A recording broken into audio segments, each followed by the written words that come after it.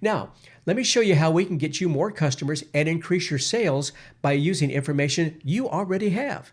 But first, write down your answers to these two questions. 1, how many customers do you service per month?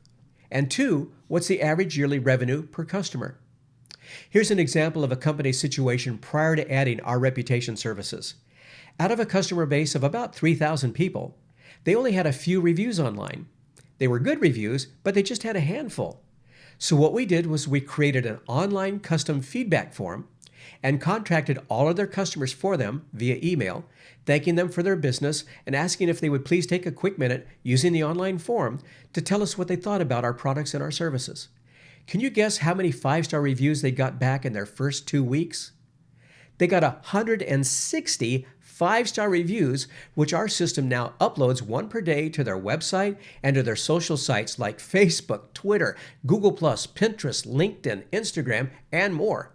As a result, their sales increased 30% in the first 30 days, and it's not slowed down since.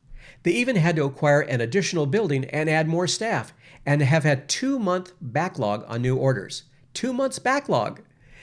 Now do your own math, knowing how many customers you have, and you'll see that this is like money in the bank, and I've never seen it fail, ever.